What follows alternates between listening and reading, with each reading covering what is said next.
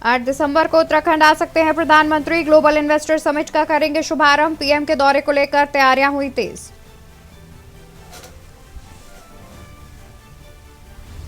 सोमनाथ मंदिर में आज दर्शन करेंगे अमित शाह। माटी कला महोत्सव में लेंगे भाग। हजारों कलाकार दिखाएंगे प्रतिभा।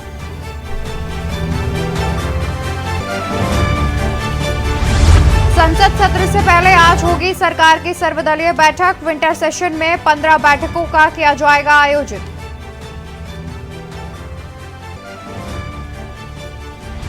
दिल्ली हाईकोर्ट में यूसीसी से जुड़ी याचिकाएं हुई खारिज। कोर्ट बोला विधि आयोग इस पर काम कर रहा, हम अलग कानून बनाने को नहीं कह सकते। सीबीएसई बोर्ड एग्जाम का बदला ग्रेडिंग सिस्टम। अब 10वीं 12वीं की मार्कशीट में परसेंटेज नहीं, सिर्फ ग्रेड पॉइंट्स मिलेंगे।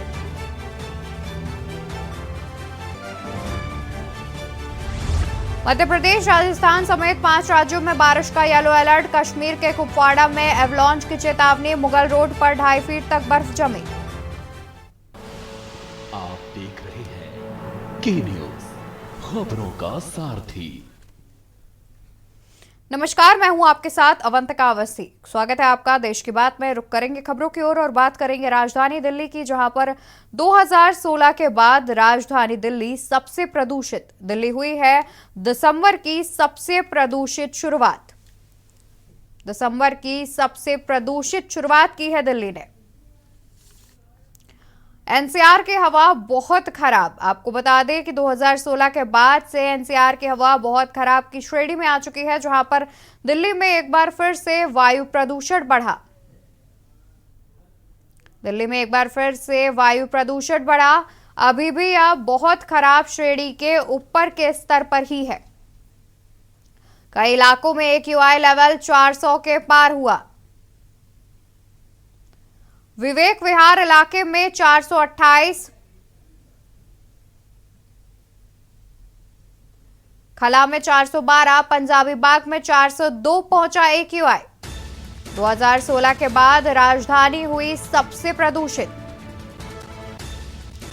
दिल्ली हुई दिसंबर की सबसे प्रदूषित शुरुआत। दिल्ली की दिसंबर में सबसे प्रदूषित शुरुआत हुई है, जिसमें एनसीआर की हवा भी बहुत खराब की श्रेणी में नजर आ रही है। बता दें कि एक बार फिर से दिल्ली का वायु प्रदूषण बढ़ता नजर आ रहा है। अभी तक वायु प्रदूषण की श्रेणी बहुत खराब की श्रेणी के ऊपरी स्तर पर ही मौजूद है दिल्ली का AQI लेवल। वहीं कई इलाकों में AQI लेवल 400 के पार भी पहुंच चुका है। बता दें कि विवेक विहार इलाके में 428, पटपड़गंज में 415, वहीं खला में 412, आनंद बाग में 402 और आनंद विहार में 400 तक पहुंचा AQI। 2016 के बाद राजधानी हुई सबसे प्रदूषित। खबर हम आपको बता दें, जहां पर दिल्ली में एक बार फिर से जो हवा है वो बेहद खराब की श्रेणी में नजर आ रही है। बता दें कि AQI लेवल लगातार बढ़ता जा रहा है। वायु प्रदूषण एक बार फिर से दिल्ली को अपनी चपेट में ले रहा है। दिल्ली पर अभी भी बहुत खराब हवा की श्रेणी में दिल्ली की हवा मौजूद है। बता दें कि AQI लेवल कई इलाकों में 400 के पार पहुंच चुका है। वहीं विवेक विहार इलाके में 428 और पटपड़गंज में 415 पहुंच चुका है। तो इस खबर पर तमाम जानकारी के लिए दिल्ली से हमारे संवाददाता प्रवेश शर्मा हमारे साथ जुड़े हुए हैं। प्रवेश, देखा जाए तो एक बार फिर से दिल्ली की हवा जो है वो लगातार बहुत खराब की श्रेणी में ही बनी हुई है। दिल्ली सरकार क्या कुछ कर रही है इस जो AQI लेवल है उसको कम करने के लिए?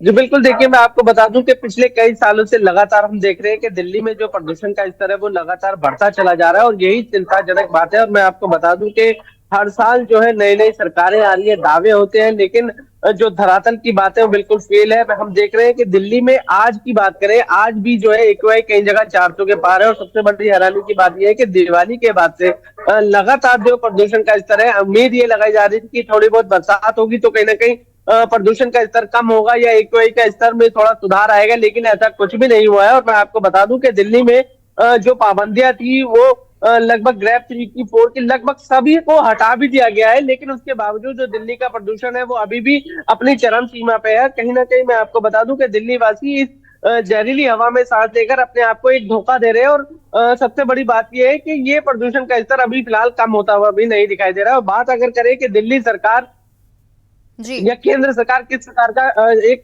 रूपरेखा तैयार कर रही है, तो मैं आपको बता दूं सरकार ने कई नियम जरूर बनाए थे, कई नियमों को फॉलो करने की बात भी कही थी, लेकिन उसके बाद लगभग सभी पाबंदियों को फिर से खोल दिया गया है, फिर से हटा दिया गया है। तो कहीं ना कहीं ये दिल्ली वासियों के लिए एक चिंता का विषय है। जी जी बिल्कुल प्रवेश, देखा जाए तो बीच में जब कुछ दिन बारिश हुई थी, हालांकि वो बारिश काफी हल्की ही बारिश हुई थी, लेकिन उसके बाद जो वायु प्रदूषण में देखा गया था कि कमी आ रही थी, तो उसके बाद दिल्ली सरकार ने कई नियमों में ढील भी दी थी, और जिसके बाद फिर से देखा जाए तो एक बार प्रदूषण का स्तर बढ़ता नजर आ रहा है। तो क्या अनुमान लगाया जा सकता है कि एक बार फिर से दिल्ली सरकार वापस से वो जो कानून उन्होंने बनाए थे उसे लागू कर सकती है?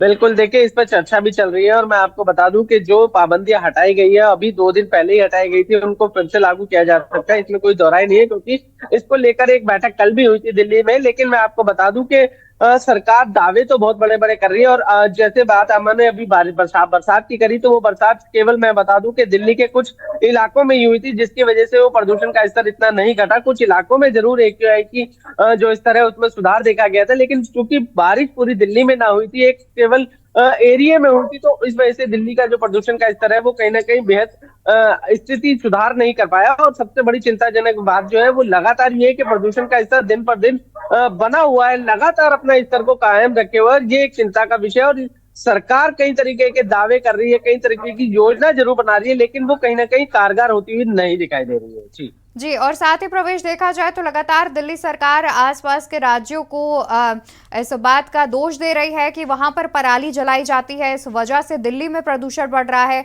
तो लगातार आरोप प्रत्यारोप का जो दौर है वो भी चल रहा है सरकारों के बीच में। और इसी बीच देखा जाए तो कोई ऐसा अहम फैसला दिल्ली सरकार नहीं ले रही है जिससे जो प्रदूषण है उसे कंट्रोल किया जा सके। बिल्कुल, देखिए दिल्ली में चूंकि आम आदमी पार्टी की सरकार है और पंजाब में भी आम आदमी पार्टी की सरकार है, तो वो लगातार केवल हरियाणा पर जो है डिगरा फोड़ रहे हैं। उनका कहना है कि हरियाणा में जो है लगातार पराली जल रही है, बीजेपी की सरकार है, बीजेपी जानबूझ के पराली जला रही है, जिससे दिल्ली में दूषित हवा है और दिल्ली वासियों को इस तरीके की समस्या का जो है लगातार दिखाई देती रहे। लेकिन मैं आपको बता दूं कि सुप्रीम कोर्ट ने भी जो है इस मामले को लेकर कदम उठाया था। और सुप्रीम कोर्ट ने साफ तौर पर कहा था कि अगर कोई पराली जला रहा है कोई किसान, तो उसकी कई तरीके की जो सरकारी योजना है उसको बंद कर देना चाहिए, इसके अलावा उसका चालान भी करना चाहिए। और मैं आपको बता दूं कि हरियाणा सरकार हो चाहे पंजाब सरकार हो, उन्होंने एक डाटा भी सुप्रीम कोर्ट को दिया था, जिसमें उन्होंने साफ तौर पर बताया था कि कई करोड़ों रुपए का उन्होंने जो है चालान इस तरीके के किसानों का काटा है। लेकिन बावजूद उसके अभी भी छुटपुट घटनाओं की बात करें तो पराली जलाने की घटनाएं सोशल मीडिया पे खूब वायरल हो रही है। और मैं आपको बता दूं कि नियम बन जरूर रहे हैं, लेकिन सख्ती के दावे की जो है दिल्ली में जो हवा है वो बेहद खराब स्थिति में है। दावे फेल होते हुए दिखाई दे रहे हैं, लोगों को प्रदूषण से निजात मिलती हुई दिखाई नहीं दे रही है। सिर्फ और सिर्फ भगवान भरोसे अगर अच्छी बारिश हो जाती है तो कहीं ना कहीं दिल्ली में जो है हवा में जरूर सुधार देखने को मिले। जी बिल्कुल प्रवेश, देखा जाए तो लगातार कई ऐसे फैसले भी लिए जा रहे हैं, लेकिन उसके बावजूद दिल्ली की हवा जो है वो बेहतर होती नहीं दिख रही है। बहुत शुक्रिया प्रवेश आपका तमाम जानकारी हम तक साझा करने के लिए। तो आपको बता दें कि एक बार फिर से दिल्ली की हवा लगातार खराब श्रेणी में बनी हुई है, जहां पर काफी जहरीली होती नजर आ रही है, क्योंकि देखा जाए तो दिल्ली के कई इलाकों में AQI लेवल 400 के पार पहुंच चुका है, जो कि बेहद खराब की श्रेणी से भी ऊपर आता है। आपको बता दें कि दिल्ली सरकार ने कई अहम फैसले भी लिए थे, लेकिन उसके बाद उन फैसलों में ढील दे दी गई थी, और उसके बावजूद अब देखा जा रहा है कि एक बार फिर से दिल्ली की हवा खराब हो रही है। और यहाँ रुकेंगे एक छोटे से ब्रेक के लिए, जल्द हाजिर होंगे अन्य खबरों के साथ। आप देख रहे हैं के न्यूज, खबरों का सारथी। ब्रेक से वापस आ गए हैं, अब रुक करेंगे एक बार फिर से खबरों की ओर। खबर आपको बता दें जहां पर CBSE बोर्ड एग्जाम का ग्रेडिंग सिस्टम बदल गया है। बता दें कि अब 10वीं और 12वीं की मार्कशीट में परसेंटेज नहीं, 10वीं और 12वीं में सिर्फ मिलेंगे ग्रेड पॉइंट्स। अब 10वीं और 12वीं की मार्कशीट में परसेंटेज नहीं,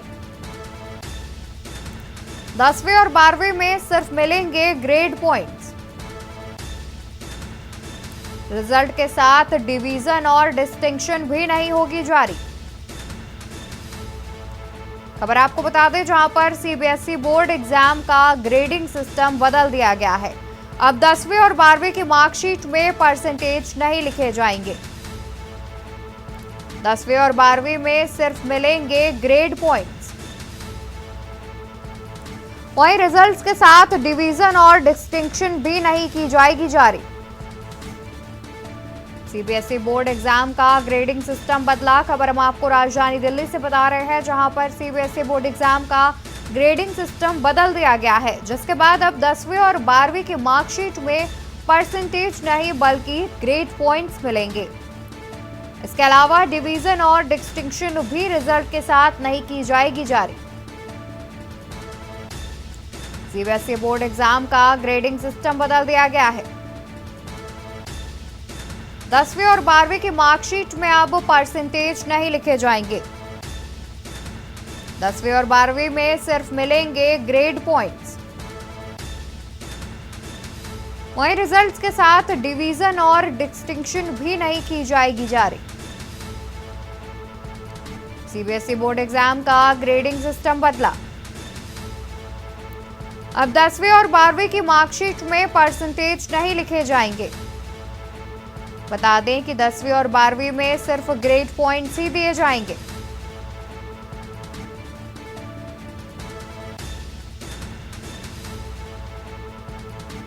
तो आपको बता दें कि सीबीएसई बोर्ड एग्जाम का ग्रेडिंग सिस्टम बदल दिया गया है, जहां पर 10वीं और 12वीं में परसेंटेज नहीं लिखे जाएंगे।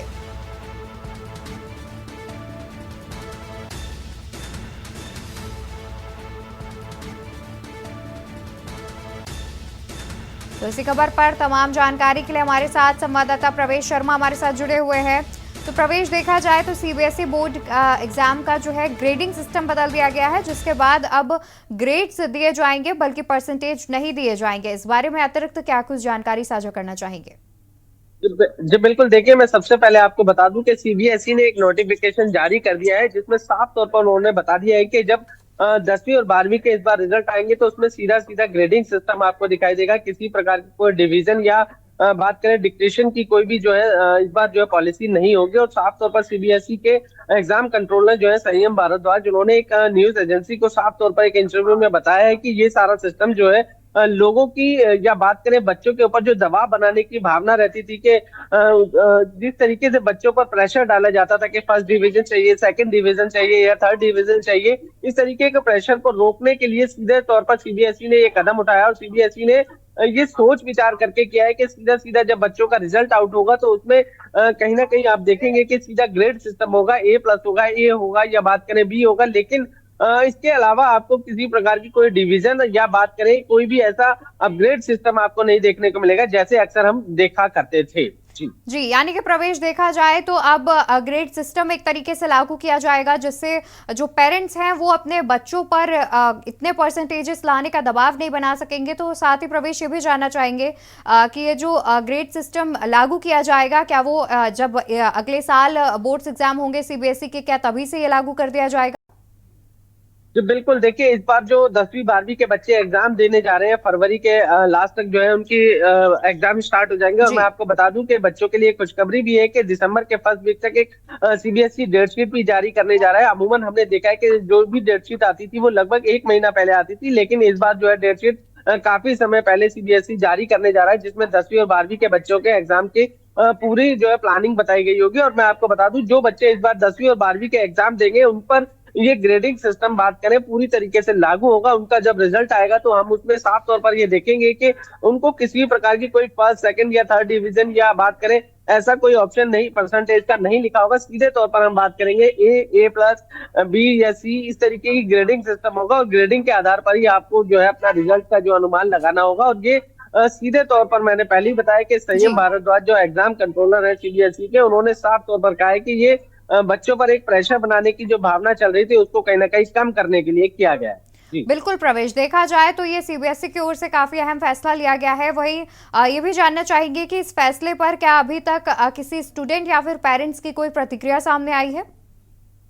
जी देखिए, मैं साफ तौर पर आपको बता दूं, जब से ये नोटिफिकेशन जारी हुआ है तो पेरेंट्स का कहना है कि इस तरीके से तो बच्चे पढ़ेंगे ही नहीं, उन पर कोई दबाव भी नहीं होगा, तो बच्चे कहीं ना कहीं लापरवाह होंगे। और इस तरीके का जो ये योजना लागू हुई है वो कहीं ना कहीं कुछ हद तक ठीक है, लेकिन पूर्णतः जो है साफ तौर पर उनको इस तरीके से जो है छूट देना या बात करें इस तरीके की ग्रेडिंग देने पे कहीं ना कहीं कई माता पिता ने जरूर जो है सवालिया निशान खड़े किए हैं। और मैं आपको बता दूं कुछ स्टूडेंट का कहना है कि अगर ग्रेडिंग सिस्टम भी चलता है तो उसमें कोई बुराई नहीं है। तो जाहिर सी बात है माँ बाप कहीं ना कहीं निराश है कि अगर ग्रेडिंग होगी तो कई माँ बाप ऐसे हैं जिनको ग्रेडिंग सिस्टम समझ में भी नहीं आता है, और कई माँ बाप ऐसे हैं जो अच्छी तरीके से समझ भी जाते हैं, लेकिन मिली जुली राय साफ तौर पर यही है कि ये कहीं ना कहीं गलत है। जी जी बिल्कुल, देखा जाए तो यानी कि इसमें कहीं कुछ लोगों की सहमति नजर आ रही है, तो वही कुछ लोग इससे असहमत भी नजर आ रहे हैं। बहुत शुक्रिया प्रवेश आपका तमाम जानकारी हमारे दर्शकों के साथ साझा करने के लिए।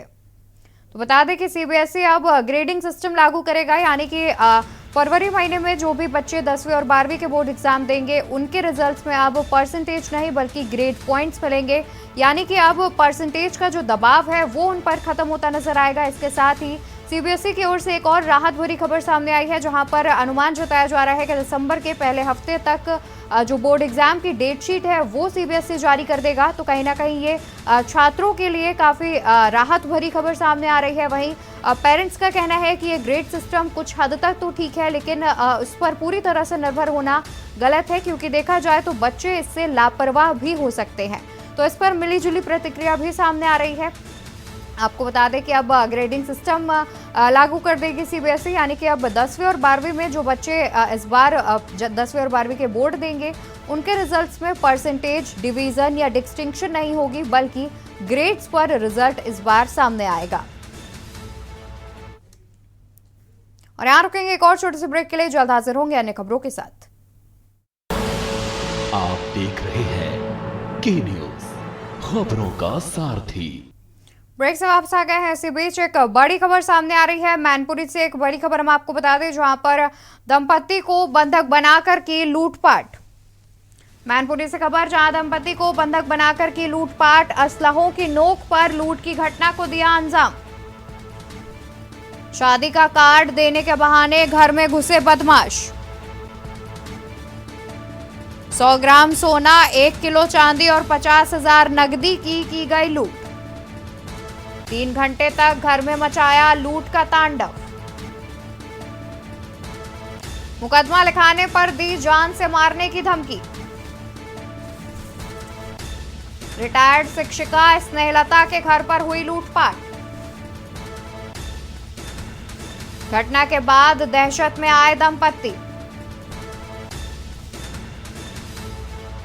रिटायर्ड शिक्षिका स्नेहलता के घर हुई है लूटपाट, जहां पर दंपति को बंधक बनाकर बदमाशों ने लूटपाट की घटना को अंजाम दिया है।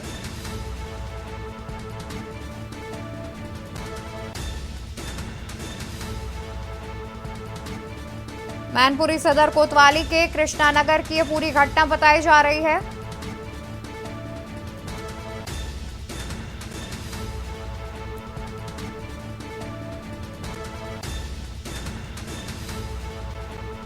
इसी खबर पर तमाम जानकारी के लिए हमारे साथ चंद्रजीत जुड़े हुए हैं। चंद्रजीत, आपसे जानना चाहेंगे कि इस लूटपाट की घटना को अंजाम दिया गया है, अभी तक क्या कुछ कार्रवाई की गई है? देखिए, आपको बता दें ये घटना कल देर शाम 7:30 बजे करीब है। 3 बदमाश जो है जो कोतवाली थाना क्षेत्र के कृष्णानगर के एक रिटायर्ड शिक्षिका स्नेहलता है, उनके घर में शादी का कार्ड देने के बहाने अंदर घुसते हैं और कहते हैं पेन हमारे पास नहीं है, पेन हमारा गिर गया। तो पेन के बहाने अंदर घुसते हैं और इसके बाद उनको बंधक बना लेते हैं। तमंचे की नोक पर करीब 3 घंटे तक बंधक बनाकर इनके घर से करीब 100 ग्राम सोना, 1 किलो चांदी है और करीब 50,000 की नकदी, ये जो बदमाश घुसे हैं ये लूटपाट करते रहे। और इसके बाद जब घर से गए तो जाते जाते धमकी भी दी, इन बदमाशों ने धमकी भी दी है कि अगर मुकदमा आपने लगाया तो आपको जान से मार देंगे जेल से निकल आने के बाद। इससे दोनों परिवार इस परिवार में केवल पत्नी दोनों ही रहते हैं, शिक्षिका और शिक्षिका के पति रहते हैं, और इसके बाद वो काफी डरे हुए हैं, दहशत में है। जी, तो यानी कि क्या अभी तक इस पूरे मामले का जो मुकदमा है वो लिखाया गया है दंपति के द्वारा? जी, दंपति के द्वारा स्नेहलता जो शिक्षिका है उनके द्वारा तहरीर दी है। पुलिस ने रात में इसको डॉग के साथ पहुंची है और वहां पे पूछताछ भी की है कई लोगों से। और पुलिस अभी इसमें जांच कर रही है। जी जी, बहुत शुक्रिया चंद्रजीत आपका तमाम जानकारी हमारे दर्शकों तक पहुंचाने के लिए। तो आपको बता दें कि मैनपुरी से खबर सामने आ रही है, जहां पर बंधक बनाकर दंपति को बंधक बनाकर घर में लूटपाट की है। करीब 3 घंटे तक लूटपाट की घटना को अंजाम दिया गया है और साथ ही इस बात ये भी बदमाशों के द्वारा ये भी कहा गया कि अगर इस बात का मुकदमा लिखाया जाता है तो वो उन्हें जेल से बाहर आने के बाद उनको उनके साथ मारपीट करेंगे और कुछ इस प्रकार से डराया धमकाया भी गया है बदमाशों के द्वारा। आपको बता दें कि कई चीज़ें लूटी गई हैं, वही उसमें सोना और चांदी समेत तमाम कीमती चीज़ें हैं बदमाशों ने लूटी हैं और शादी का कार्ड देने के बहाने घर में घुसे थे और उसके बाद लूटपाट की घटना को अंजाम दिया गया।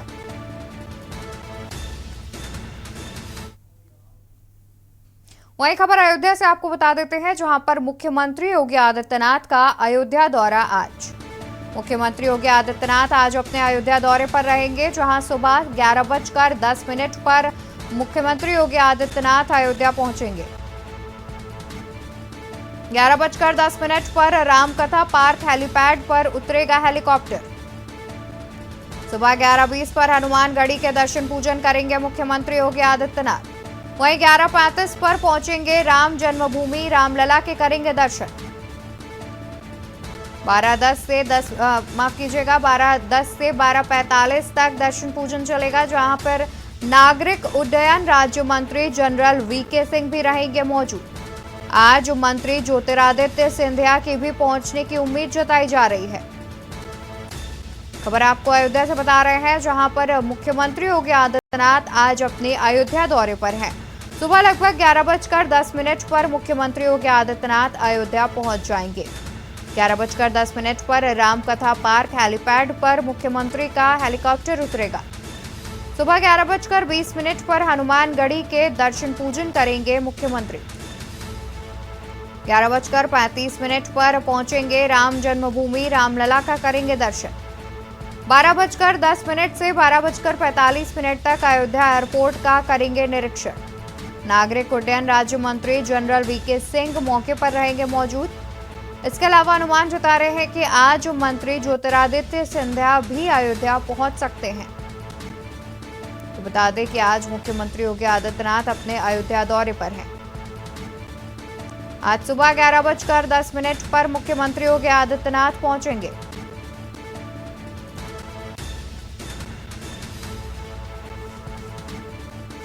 इसी खबर पर तमाम जानकारी के लिए हमारे साथ संवाददाता आरपी सिंह जुड़े हुए हैं। आरपी, देखा जाए तो आज मुख्यमंत्री योगी आदित्यनाथ कुछ ही देर में लगभग 11:10 तक अयोध्या पहुंचेंगे। इसके अलावा मंत्री ज्योतिरादित्य सिंधिया की भी पहुंचने की उम्मीद जताई जा रही है। क्या कुछ जानकारी है?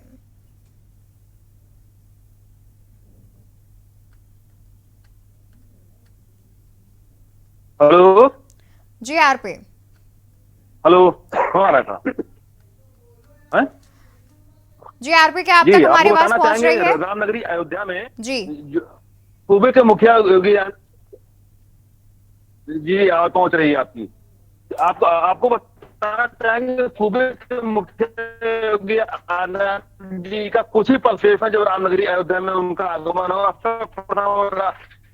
और उनका हेलीकॉप्टर संग्रहालय उतरेगा। उसके बाद हनुमानगढ़ी का दर्शन पूजन करेंगे, फिर रामलला का दर्शन पूजेंगे, राम जन्मभूमि जाएंगे, परिसर का निरीक्षण करेंगे और यहाँ पे जो है समीक्षा बैठक करेंगे, लोगों से बातचीत करेंगे कितना, और ट्रस्ट भी यहाँ के चंपतराय जितने ट्रस्टी हैं वो भी मुलाकात करेंगे और यहाँ पूरी जानकारी करेंगे, मंदिर के बारे में पूरा निरीक्षण करेंगे, कितना कार्य उसको भी तेजी लाने का कार्य करेंगे। और इस समय राम जन्मभूमि परिसर में आप देख पा रहे हैं, कैमरे में देख पा रहे हैं, थोड़ी दूर पे आप यहाँ की, तो कहीं ना कहीं यही से सूबे के मुखिया इसी रास्ते से निकलेंगे और यहाँ पे जाएंगे, निरीक्षण करेंगे। जी बिल्कुल आरपी, देखा जाए तो आज मुख्यमंत्री योगी आदित्यनाथ पहुंच रहे हैं, जिसमें तमाम तैयारियों का जायजा लेते हुए भी नजर आएंगे।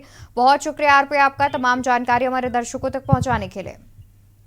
तो बता दें कि आज लगभग 11:10 पर मुख्यमंत्री योगी आदित्यनाथ अयोध्या पहुंच जाएंगे, जिसके बाद वो रामलला के और हनुमानगढ़ी के दर्शन पूजन करेंगे। इसके अलावा एयरपोर्ट का निरीक्षण करते हुए भी नजर आएंगे मुख्यमंत्री योगी आदित्यनाथ। वहीं उम्मीद जताई जा रही है कि आज मंत्री ज्योतिरादित्य सिंधिया भी अयोध्या पहुंच सकते हैं।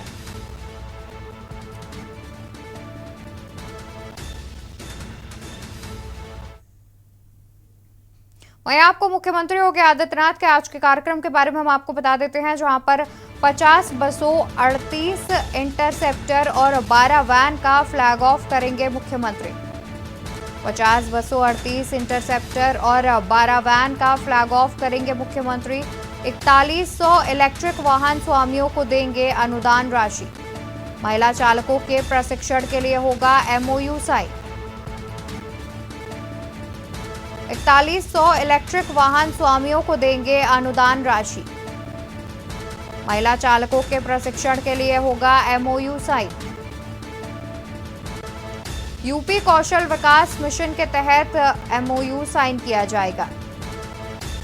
5 KD CM आवास पर दोपहर 2 बजे होगा कार्यक्रम। खबर में आपको मुख्यमंत्री योगी आदित्यनाथ के आज के कार्यक्रम के बारे में हम आपको बता रहे हैं, जहां पर मुख्यमंत्री आज 50 बसों, 38 इंटरसेप्टर और 12 वैन का करेंगे फ्लैग ऑफ। 4100 इलेक्ट्रिक वाहन स्वामियों को भी मुख्यमंत्री देंगे अनुदान राशि। महिला चालकों के प्रशिक्षण के लिए MOU किया जाएगा साइन। 4100 इलेक्ट्रिक वाहन स्वामियों को अनुदान राशि देंगे मुख्यमंत्री। महिला चालकों के प्रशिक्षण के लिए MOU किया जाएगा साइन।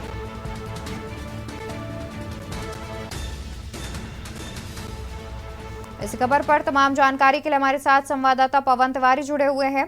पवन, देखा जाए तो आज मुख्यमंत्री के तमाम कार्यक्रम हैं, जिसमें वो करीब 50 बसों के आसपास फ्लैग ऑफ भी करते नजर आएंगे इलेक्ट्रिक वाहनों को। तो इस पर क्या कुछ जानकारी साझा करना चाहेंगे?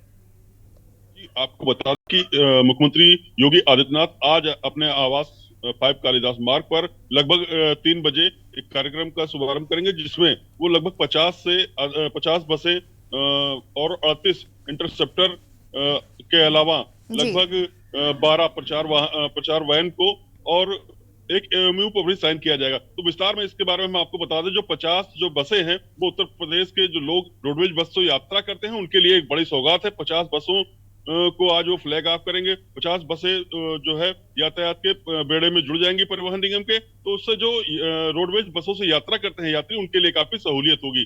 बात की जाए 38 इंटरसेप्टर की, तो इंटरसेप्टर के बारे में बता दें, ये RTO को ये वाहन दिए जाएंगे, जिससे जो इस समय रोज लगातार हाई स्पीड के कारण जो दुर्घटनाएं हो रही हैं उनसे रोकने के लिए उनको रोकने के लिए इंटरसेप्टर जो वाहन है काफी मददगार साबित होंगे। आपको बता दें, ये इंटरसेप्टर वाहन है, इसमें एक ऐसा रडार लगा हुआ होता है कि इसके पास जैसे ही हाई स्पीड थोड़ी दूर पे भी होंगे, तो जैसे ही हाई स्पीड की गाड़ी निकलेगी तो तुरंत इंटरसेप्टर पे जो है वो इंडिकेट हो जाएगा। इसके बाद उस पर वैधानिक कार्रवाई की जाएगी, जिससे जो ओवर स्पीड वाहन चलते हैं उनके ऊपर लगाम लगाने में कहीं न कहीं इंटरसेप्टर काफी मददगार साबित होगी।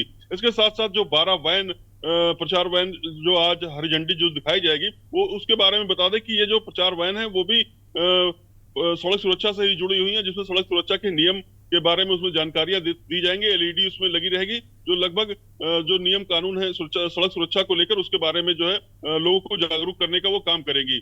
आपको बता दें कि एक निजी कंपनी से MOU साइन किया गया है कौशल विकास योजना के तहत, जिसमें वो निजी कंपनी जो है वो महिला चालक बनना चाहती है उनको प्रशिक्षण प्रदान करेगी।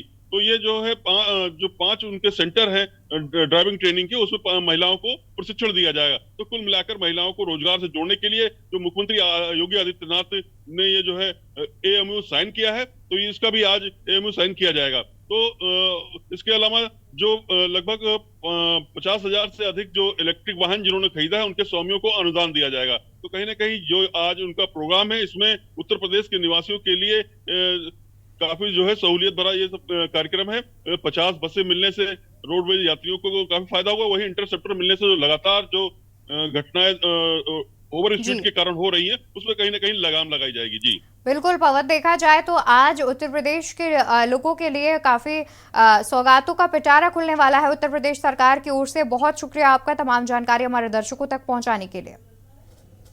तो बता दें कि आज मुख्यमंत्री योगी आदित्यनाथ तमाम सौगातें देने वाले हैं उत्तर प्रदेश के वासियों को, जहां पर CM आवास पर 2 बजे के आसपास कार्यक्रम का आयोजन किया जाएगा, जिसमें बता दें कि मुख्यमंत्री योगी आदित्यनाथ आज 50 बसों को फ्लैग ऑफ करेंगे। इसके अलावा करीब 12 इंटरसेप्टर को भी फ्लैग ऑफ करते नजर आएंगे मुख्यमंत्री योगी आदित्यनाथ। वहीं एक MOU भी साइन किया जाएगा और 4100 इलेक्ट्रिक वाहन स्वामियों को भी सौगात देंगे मुख्यमंत्री योगी आदित्यनाथ।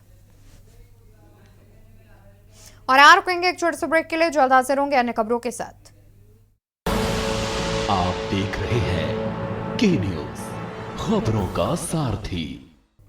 ब्रेक से वापस आ गए हैं, रुक कर लेते हैं खबरों की ओर। खबर हम आपको बस्ती से बता देते हैं, जहां पर पूर्व विधायक अमरमणि त्रिपाठी की बढ़ सकती है मुश्किलें। MP MLA कोर्ट ने जारी किया है गैर जमानती वारंट। पूर्व विधायक अमरमणि त्रिपाठी की बढ़ सकती है मुश्किलें।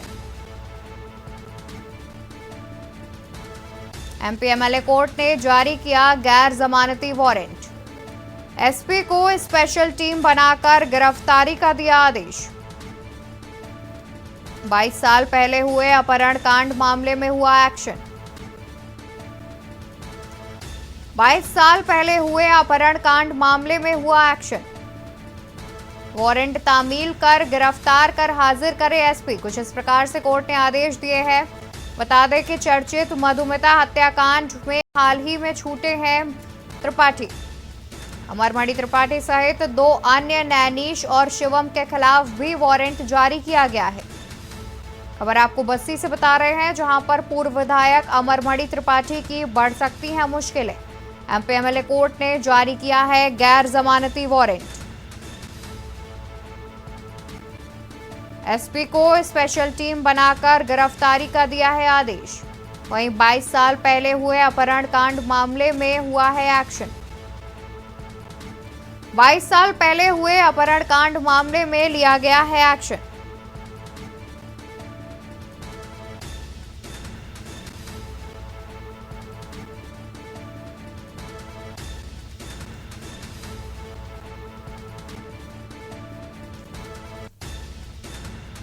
अमरमणि सहित 2 अन्य के खिलाफ भी जारी किया गया है वारंट। बता दें कि पूर्व विधायक अमरमणि त्रिपाठी की मुश्किलें बढ़ती नजर आ रही हैं, जहां पर MP MLA कोर्ट ने अमरमणि त्रिपाठी के खिलाफ जारी किया है गैर जमानती वारंट। SP को स्पेशल टीम बनाकर गिरफ्तारी के भी दिए हैं आदेश। 22 साल पहले हुए अपहरण कांड मामले में लिया गया है एक्शन। वही खबर लखीमपुर खीरी से आपको बता देते हैं, जहां पर श्रमिक के घर पहुंचने पर लगा लोगों का तांता। श्रमिक मंजीत के घर पर लगा लोगों का तांता। उत्तरकाशी टनल में 17 दिनों से फंसा था मंजीत। श्रमिक मंजीत के घर पर लगा लोगों का तांता। उत्तरकाशी टनल में 17 दिन से फंसा था मंजीत। मंजीत के सुरक्षित घर पहुंचने पर लोगों में खुशी की लहर।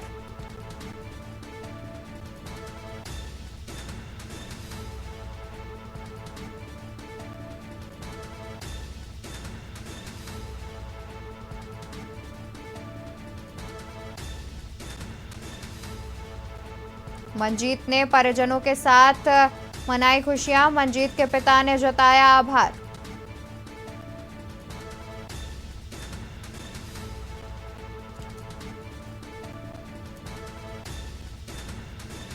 बता दें कि श्रमिक मंजीत के घर पर लगा लोगों का तांता। उत्तरकाशी टनल में 17 दिन फंसा रहा था मंजीत। मंजीत के घर सुरक्षित पहुंचने पर लोगों में खुशी की लहर। मां ने श्रमिक मंजीत को लगाया गुलाल। मां के आंखों में मंजीत को देखते ही छलके आंसू।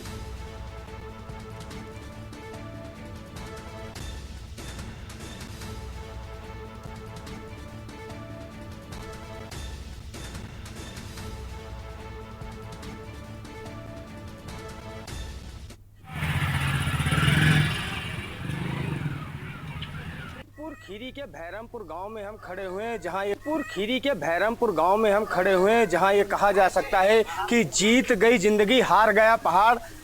भैरमपुर गांव में आई है खुशखबरी। बता दें कि इस समय भैरमपुर गांव में खड़े हुए हैं जो उत्तरकाशी के टनल हादसे का शिकार हुए थे मंजीत सिंह। आइए हम सीधे तौर पे देखते हैं कि यहाँ इनके यहाँ जो तैयारियां की गई हैं, डीजे बाहर लगाया गया है, टेंट लगाया गया है, गांव में खुशी की लहर है। वहीं अगर बात करें कि इनके यहाँ आज जो है चूल्हे पे जो है कढ़ाई वगैरह चढ़ी, बताया जा रहा है कि मंजीत के जो मनपसंद पकवान हैं वो भी बनाए जा रहे हैं। आइए सीधे हम देखते हैं कि घर में किस तरीके से जो है तैयारियां की गई हैं। चूँकि मंजीत आज घर पहुंच रहे हैं, काफ़ी लंबे अरसे के बाद 17 दिन वो बराबर जूझते रहे। उसके बाद में उत्तराखंड सरकार के द्वारा उन्हें जो है रेस्क्यू किया गया और उन्हें सुरक्षित बाहर निकाल लिया गया। आप देख सकते हैं कि किस तरीके से रंगोली बनाई गई है, लोग यहाँ पर आए हैं। बाहर आप देख सकते हैं कि घर के बाहर झालर भी लगाई गई है। कई ऐसी व्यवस्थाएं की गई हैं यहाँ पे। गांव में काफ़ी खुशी का माहौल है। आइए हम बात करते हैं यहाँ पे।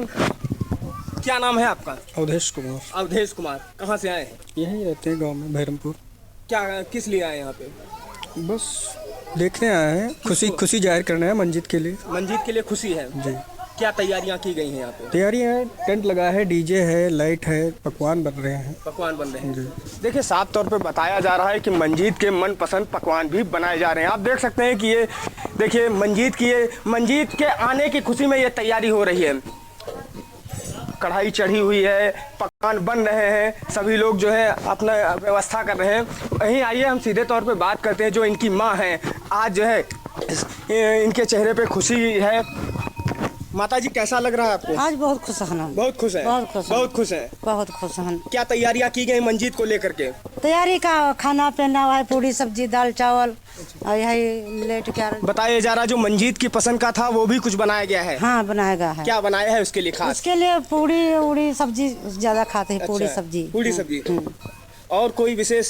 और कुछ विशेष बनेगा बात। देखिए इनकी माँ का कहना है कि जो मंजीत का पसंद पकवान था वो मनपसंद पकवान बनाया जा रहा है। परिजनों में काफ़ी खुशी है, लोग भी आ रहे हैं। और वहीं अगर बात की जाए कि प्रशासन के द्वारा तो लखीमपुर मुख्यालय में कलेक्ट्रेट सभागार में मुख्य विकास अधिकारी अनिल कुमार सिंह और पुलिस अधीक्षक गणेश प्रसाद साहा ने मंजीत का और उनके पिता का फूल मालाओं के साथ स्वागत किया। के न्यूज़ इंडिया के लिए विनीत कुमार गुप्ता, लखीमपुर खीरी। और यहाँ रुकेंगे एक छोटे से ब्रेक के लिए, जल्द हाजिर होंगे अन्य खबरों के साथ। आप देख रहे हैं के न्यूज, खबरों का सारथी। ब्रेक से वापस आ गया है, रुक करेंगे खबरों की ओर। खबर आपको दिल्ली से बता देते हैं, जहां पर शाहबाद डेयरी पुलिस ने नशा तस्करी के खिलाफ एक बड़ा एक्शन लिया है।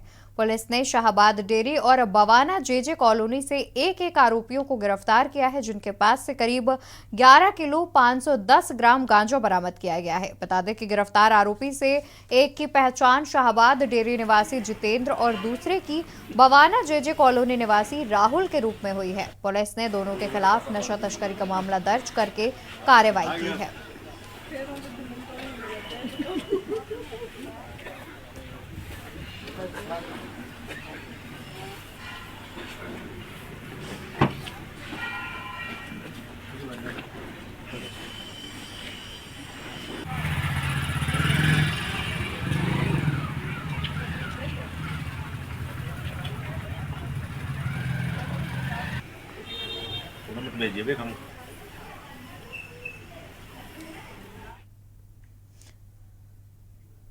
तो वही खबर दिल्ली से सामने आ रही है, जहां पर चाकूबाजी की घटनाओं पर पुलिस अंकुश लगाने में नाकाम साबित होती नजर आ रही है।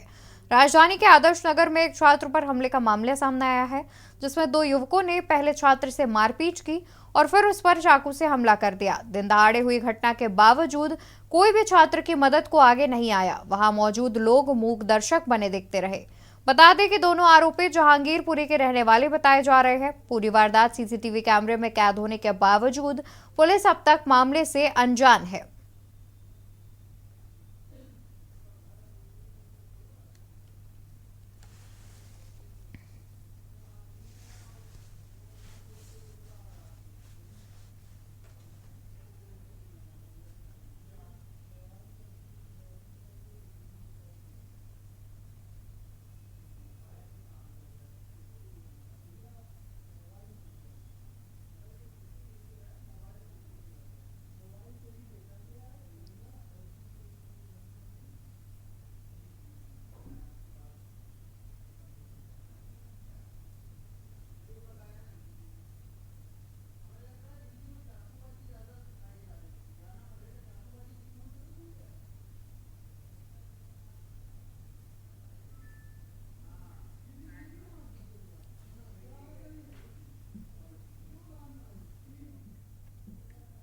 खबर फरीदाबाद से है, जहां पर मनोहर लाल ने जेसी बोस विज्ञान एवं प्रौद्योगिकी विश्वविद्यालय YMCA फरीदाबाद में प्रसिद्ध भारतीय वैज्ञानिक आचार्य जगदीश चंद्र बोस की 165वीं जयंती समारोह में शिरकत की। विश्वविद्यालय द्वारा आयोजित एक कार्यक्रम में मुख्यमंत्री ने विश्वविद्यालय परिसर में जगदीश चंद्र बोस की प्रतिमा पर माल्यार्पण और पुष्पांजलि अर्पित की। बता दें कि मुख्यमंत्री मनोहर लाल ने जगदीश चंद्र बोस के योगदान पर बल देते हुए कहा कि उनका जीवन युवा शोधकर्ताओं के लिए एक आदर्श है, जिससे उन्हें प्रेरणा लेनी चाहिए। इस दौरान कुलपति प्रोफेसर सुशील कुमार तोमर ने मुख्यमंत्री को विश्वविद्यालय की शैक्षणिक और विकासात्मक पहलों के बारे में जानकारी दी।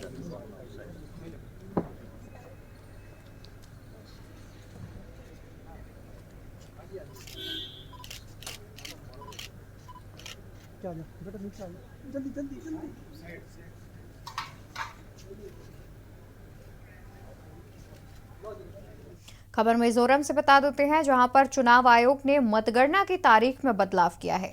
3 दिसंबर को होने वाली मतगणना अब 4 दिसंबर को होगी। बता दें कि मतदान से पहले ही मतगणना तारीख बदलने की मांग हो रही थी। इसे लेकर सभी पार्टियां एकमत थी।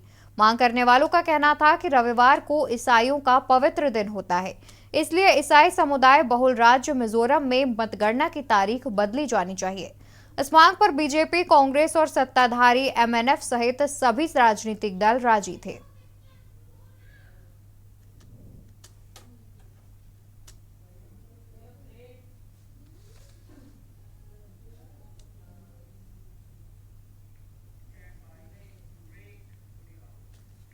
और यहाँ रुकेंगे एक छोटे से ब्रेक के लिए। जल्द हाजिर होंगे अन्य खबरों के साथ। आप देख रहे हैं के न्यूज, खबरों का सारथी। बलरामपुर जिले में समर्थन मूल्य पर 1 नवंबर से धान की खरीदी शुरू की गई है और धान खरीदी को 1 महीने पूरे बीत गए, लेकिन जिले में 49 धान खरीदी में से 8 धान खरीदी केंद्रों पर महज 2000 क्विंटल धान की खरीदी हो पाई। बाकी धान खरीदी केंद्रों में बोहनी तक नहीं हुई। बता दें कि धान खरीदी केंद्र वीरान पड़े हुए हैं। दरअसल जिले में समर्थन मूल्य पर धान खरीदी करने के लिए कुल 49 धान खरीदी केंद्र बनाए गए थे, जहां पर जिले के 48,259 किसान अपना धान बेच सकेंगे। वहीं इस बार जिले में धान की खरीदी बायोमेट्रिक के जरिए थंब लगाकर की जाएगी, जिसको लेकर मंडियों में पूरी तैयारी भी कर ली गई और किसानों का बेसब्री से इंतजार किया जा रहा है। किसानों का कहना है कि धान फसल की अभी कटाई मिसाई ही की जा रही है, सप्ताह दिन में तैयार हो जाएगा।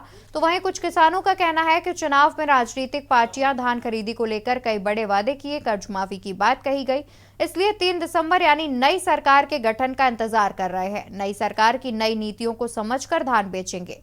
वहीं इस पूरे धान खरीदी के संबंध में जिले के कलेक्टर ने क्या कहा है, इसे भी सुनिए।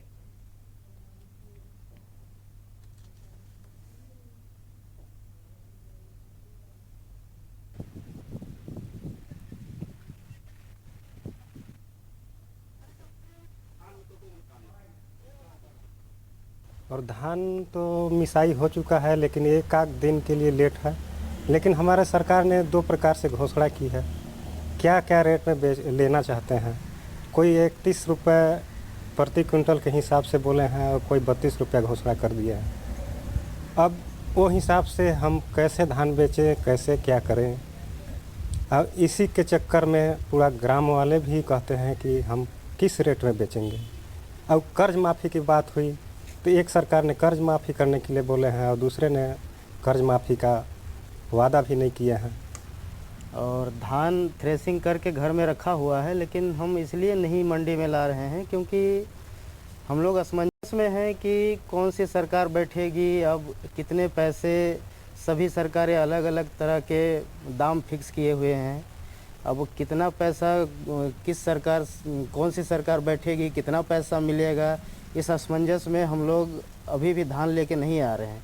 क्योंकि गवर्नमेंट जब बैठेगी तब हम लोग धान लेके आएंगे तो हमें ये कन्फर्म पता रहेगा कि हमको इतना पैसा मिलने वाला है। साल जिले में 49 खरीदी केंद्रों पर धान की खरीदी की जाएगी। अभी 5 से 6 समितियों में जो है धान खरीदी की गई है, उसकी मात्रा काफ़ी कम है।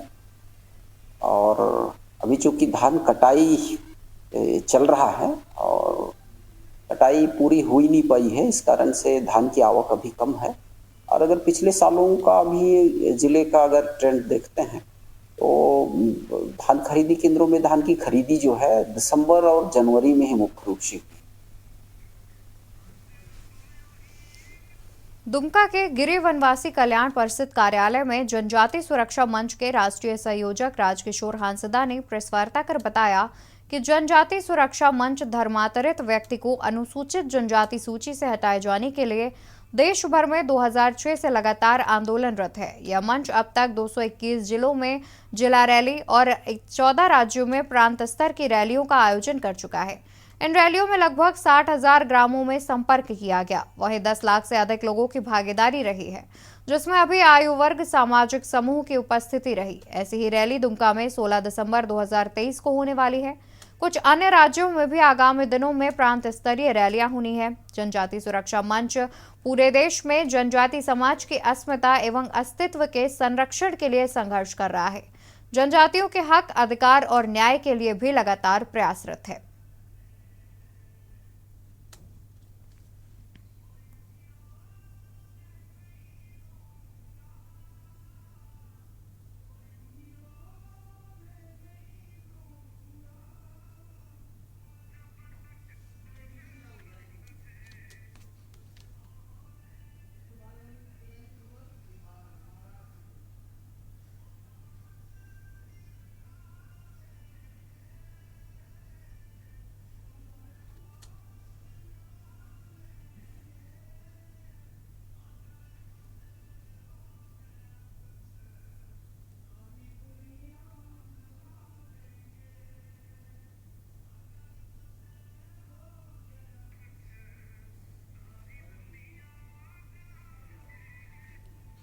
आज विकसित भारत संकल्प यात्रा लातूर तालुका के नागझरी पहुंची। इस बार स्वास्थ्य विभाग ने रक्तचाप, मधुमेह और जीवन प्रत्याशा कार्ड के बारे में जानकारी प्रदान की। आपला संकल्प बेहतर भारत एलईडी रथ के जरिए सरकार की विभिन्न योजनाओं की घोषणा भी की गई। इस मौके पर प्रधानमंत्री ने देश भर में गांव-गांव घूम रही यात्रा नमो ड्रोन दीदी योजना की जानकारी दी। प्रधानमंत्री ने घोषणा की है कि भारत में 15,000 महिला सहायता समूहों को इन ड्रोनों को उड़ाने के लिए प्रशिक्षण और ड्रोन दिए जाएंगे।